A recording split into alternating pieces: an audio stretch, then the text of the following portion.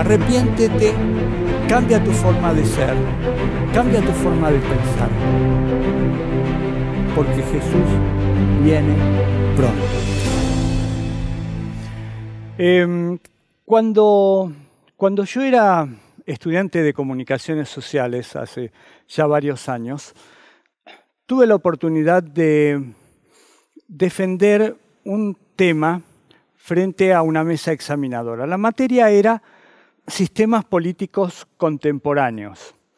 Y a raíz de cierta información que había caído en mis manos por el estudio de algunos libros, me puse a pensar que en realidad los Estados Unidos no eran lo que decían ser. Entonces, en la mesa examinadora, planteé el tema de los golpes de Estado en los Estados Unidos. En Latinoamérica, nosotros por aquellos años estábamos muy acostumbrados a los golpes de Estado. Estoy hablando de los años 70 y 80. Toda Latinoamérica padecía de golpes de Estado militares. Pero en 200 años de historia, aparentemente los Estados Unidos nunca habían sufrido un golpe de Estado. Así que uno de los profesores que estaba en la mesa, que casualmente era el vicedecano de la universidad, me dijo: ¿usted está seguro el tema que está proponiendo? Porque mire que en 200 años de democracia nunca hubo un golpe de Estado en los Estados Unidos. Bueno, le dije, en apariencia esto es así, pero si usted me deja plantear el tema, le voy a demostrar que ha habido por lo menos 5 golpes de Estado en los Estados Unidos. Y estos golpes de Estado fueron atentados y muertes de presidentes. McKinley, Garfield, Kennedy y, por supuesto, el también conocido Abraham Lincoln. E incluso hubo otros atentados que no se concretaron con la muerte de los presidentes, pero que también fueron intentos de golpe de Estado, como por ejemplo el atentado contra Ronald Reagan. ¿Y por qué querría alguien matar al presidente de Estados Unidos? De paso, todos estos atentados siempre fueron atribuidos a algún loco desquiciado que se levantó un día y decidió matar al presidente de los Estados Unidos, y en general lo pagó con su vida a ese atrevimiento.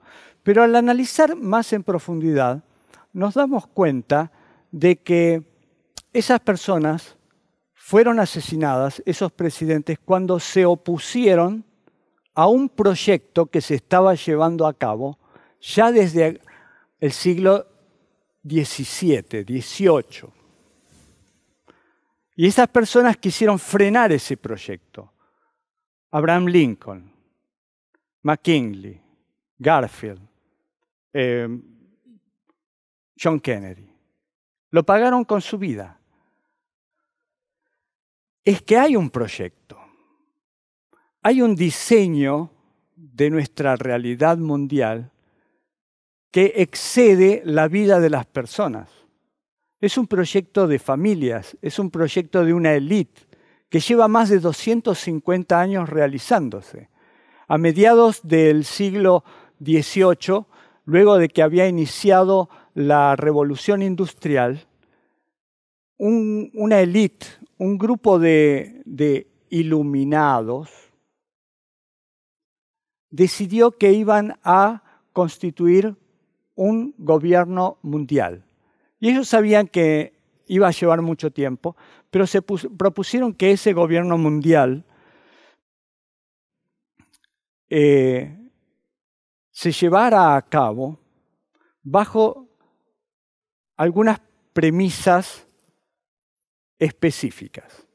Una de esas premisas, y aunque ustedes no lo crean, fue anular la validez de la Biblia, porque la religión era la que dominaba Europa en aquellos años, y tenían que desgastar y destruir el poder de la religión. Por lo tanto, inventaron otra religión, y a esa religión le pusieron el nombre de ciencia, conocimiento, el saber. Pero no el saber libre, sino un saber dirigido por las pautas que ellos le habían puesto. Una de esas pautas decía que nada debía confirmar la validez de la Biblia. Así que se juntaron una gran cantidad de eminencias científicas, pensadores, filósofos, investigadores. Fueron subvencionados por el dinero que tenía esta élite para que ellos crearan un modelo nuevo de sociedad que respondiera a los requerimientos de este nuevo mundo que ellos estaban diseñando. Y esta élite, estos iluminados, que decían tener a la diosa Razón como la guía, decidieron que tenían que anular la religión. Esto se logró a raíz de la Revolución Francesa, a fines del siglo XVIII, pero ya había sido planeado desde antes. Y dentro de este proyecto, la idea era de que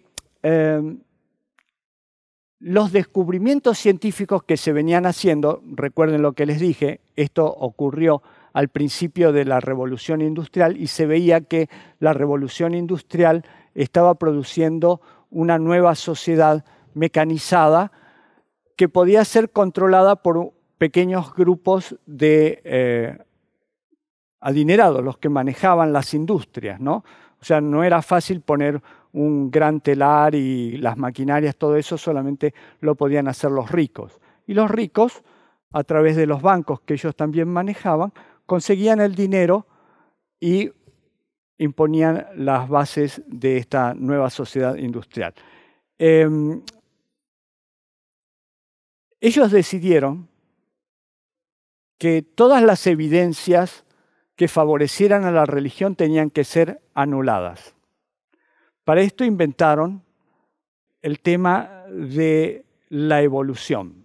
Años después, muchos de estos pensadores lograron una teoría que encajaba bastante bien dentro del esquema de anular a Dios de la creación. Y hay algo que la mayoría de la gente no sabe. En general se dice que Charles Darwin fue el que tuvo la brillante idea de ver a través de experimentos y a través de observación cómo las especies iban evolucionando. Sin embargo, esa idea no fue originalmente de Charles Darwin. Charles Darwin tenía algunos amigos que se encargaron de influir en su mente. Estos amigos, uno de ellos se llamaba Wallace, y Wallace era espiritista.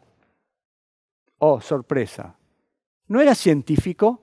No es que la teoría de la evolución es un aporte científico a nuestra sociedad moderna. Pues no.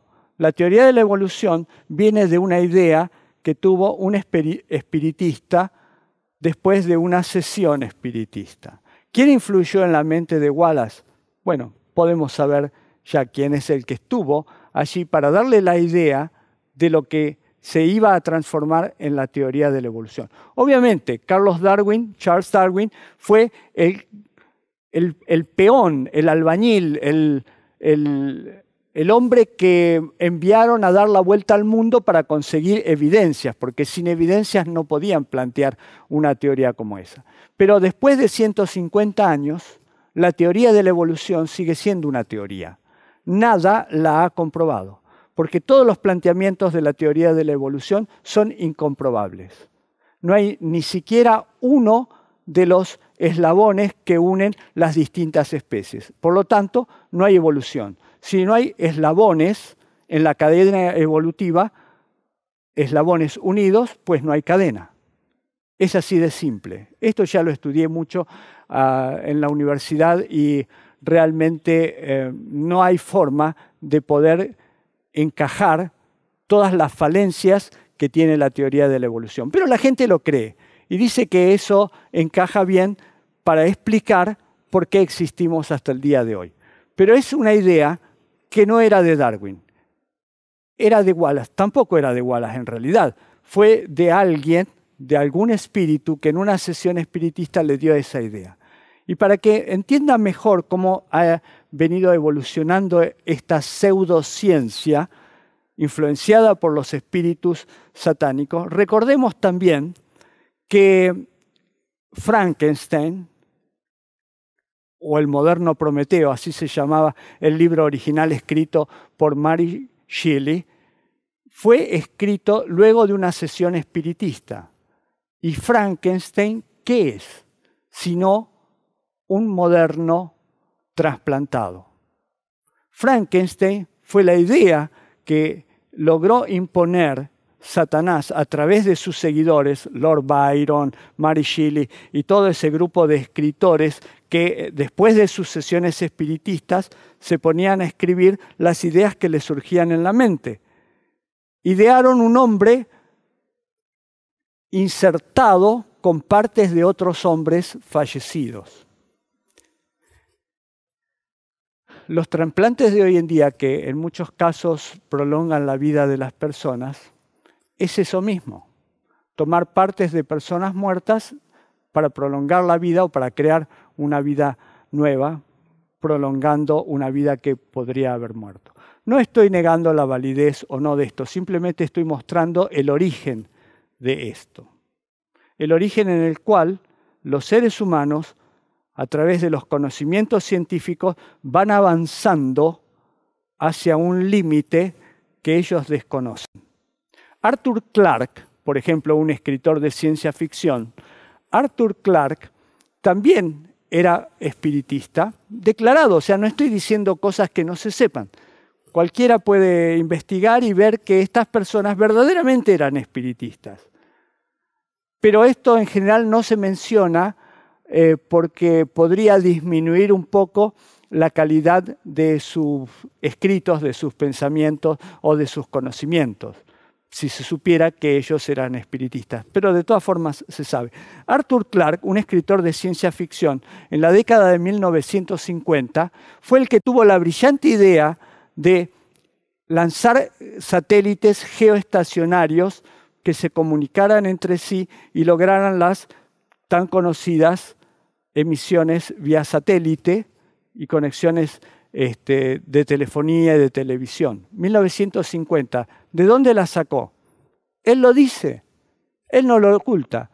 Fue una idea que se le vino después de una sesión espiritista. Y eso se llevó a la realidad. Y como eso, cuando nosotros investigamos y vemos el trasfondo de muchos escritores de ciencia ficción, nos damos cuenta que las ideas que ellos plasmaron en sus libros no eran ideas propias.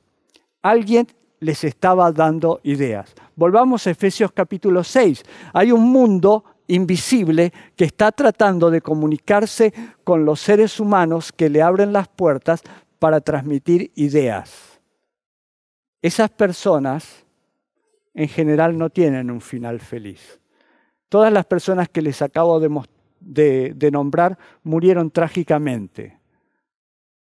Y muchos otros siguen influenciando nuestra sociedad moderna con ese tipo de pensamiento y de avances científicos. Las clonaciones, las mutaciones genéticas, los cambios que se están llevando adelante en la humanidad. El hecho de hacer que algo que es natural se transforme en algo innatural, como por ejemplo el hecho de nacer mujer o varón, algo que lo determina la genética. Y sin embargo, los nuevos movimientos están diciendo que eso no es natural, que uno puede elegir su sexo. No lo podemos elegir. XX o XY, esos son nuestros cromosomas los que determinan nuestro sexo. Lo demás son todos, y perdonen la palabra, aberraciones genéticas, pero esa es la palabra correcta. Son aberraciones genéticas, son mutaciones que no corresponden a la normalidad. Sin embargo, hoy día, detrás de este pensamiento que está llevando a la humanidad a una nueva forma de ser, nos quieren hacer creer que la normalidad es cambiar de sexo o elegir el sexo que queremos. Estamos yendo hacia un límite que Dios no quiere que se traspase. Dios actuó en la antigüedad en contra de este tipo de prácticas y lo va a volver a hacer. No les quepa la menor duda. La ciudad de San Francisco fue destruida en 1906 porque había llegado a ser tan contaminada como Sodoma y Gomorra. No olvidemos estas cosas. No cerremos los ojos ante las evidencias de quienes están creando la mente de nuestra sociedad hoy en día. Hay una gran cantidad de pensadores entregados de cuerpo, mente y espíritu a este tipo de prácticas. Simplemente la ciencia ha dejado de ser, si alguna vez lo fue, algo neutral. La ciencia está subyugada hacia el paganismo, por no decir hacia el satanismo. Fíjense ustedes, para que vean, la ciencia dice ser neutral con respecto a la religión. Pero en Basilea, en Suiza, donde está el colisionador de hadrones, que está por debajo de la ciudad de Ginebra y es un aro gigantesco que fue creado para poder confirmar la validez de algunas teorías científicas, como por ejemplo la validez del bosón de Higgs. No voy a explicarles esto, pero para que vean que esto es algo de alta tecnología. Sin embargo, en la puerta de entrada, y esto también lo van a ver en internet, en la puerta de entrada hay una imagen de la diosa pagana Shiva, que es la diosa de la guerra y del amor. Una diosa terrible de la cultura hindú. Y ustedes díganme, ¿qué tiene que ver un colisionador de hadrones con la diosa Shiva de una cultura pagana como es la cultura hindú? Entonces, ¿la ciencia y la religión van por caminos separados? ¿O en realidad lo que la ciencia no desea es que la religión cristiana tenga algo que decir, pero sí las otras religiones? ¿Quién está dirigiendo todos estos tipos de experimentos? Piense, investigue, vea cómo la palabra de Dios se cumple perfectamente. Las personas que están en los medios de comunicación del mundo, ¿nunca se preguntó usted por qué está fulano de tal o mengano detrás de una cámara de televisión si esa persona no tiene nada importante para decir al mundo? Si esa persona lo único que sabe decir es con quién se acostó o con quién se va a acostar o a quién engañó, y eso llena horas y horas en los medios de comunicación y de un canal y del otro se roban esa misma información que es intrascendente, pero está en las pantallas de todos los medios de comunicación nacionales e internacionales. ¿Qué de importante tiene eso para nuestra vida? Ninguna importancia. ¿Por qué están ellos ahí? Porque detrás de los verdaderos medios de comunicación, detrás de las cámaras, detrás de los escritorios de los medios de comunicación del mundo que pertenecen a unos pocos dueños, hay todo un movimiento que venera a Satanás. ¿Por qué lo digo con esta seguridad? Porque yo estuve ahí. Porque desde hace más de 40 años soy un hombre de comunicaciones. Porque he trabajado en grandes medios y porque he estado en canales de televisión y he hablado con las personas que están involucradas y conozco bien a quién le dedican ellos sus esfuerzos, su dinero y su veneración.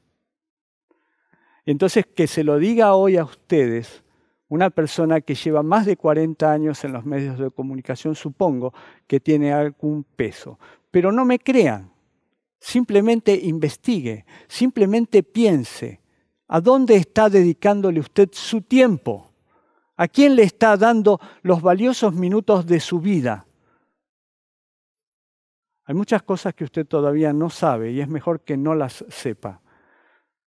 Pero hay otras cosas que debería saber y es bueno que las sepa. Porque, claro, yo no sé qué edad tiene usted, si es joven, si es viejo, si es hombre o si es mujer, no lo sé. Usted lo sabe, pero si usted tiene hijos o si usted es un niño, un joven, tiene que saber que su vida depende de las decisiones que haga hoy. ¿De qué lado vas a estar? Es fundamental. ¿En qué lado vas a criar a tu hijo? Dentro de poco te van a decir que tu hijo no te pertenece, que tu hijo es del Estado, que tu hijo es de la escuela, que tu hijo es de la televisión, que tu hijo es del yoga o de cualquier otro que quiera influir en su mente. Y cuando tú le digas que tu hijo es tuyo, te van a decir que no, que ya no lo es. Simplemente eres un progenitor, simplemente eres como un animal que tuvo un cachorro y ese cachorro se lo regalaron a alguien para que lo críe. ¿O crees que no está pasando hoy? ¿Eres tan ciego que no te das cuenta de lo que están haciendo con tus hijos? ¿Quién cría a tus hijos? ¿La televisión? ¿Los medios? ¿Las niñeras? ¿Quién les da las pautas de la vida? ¿Por qué crees que tantos jóvenes que han crecido hoy en día son presas fáciles de las drogas? Porque no tienen una personalidad que les haga decir no, a esto no. ¿Y de quién es la culpa? Tuya. De los padres. Padres ausentes, padres que no quisieron tener hijos, padres que no saben tener hijos. Si nosotros no nos preocupamos por la generación futura, Satanás se preocupa por la generación futura. Nos quita a nuestros hijos y los entrena a él. Y después te quiero ver cómo vas a hacer para que esos hijos vuelvan al camino de Dios. Vivimos en un mundo que es una gran mentira y no sabemos cómo encontrar la verdad. Porque nos han dicho durante 250 años que este libro es un libro de señoras viejas, un libro de fábulas, un libro que no merece ser leído porque te llena la mente de pavadas, de tonterías. Cuando este libro lo que te da a ti es la respuesta al mundo en el cual estás viviendo. Yo quisiera que luego de ver esto, tomaras la firme resolución de apagar el televisor. Dejar de lado toda la basura que estás consumiendo y dedicar un poco más de tiempo a las cosas importantes. A tu familia, tus padres, tus hijos. A Dios en primer lugar. El tiempo se va.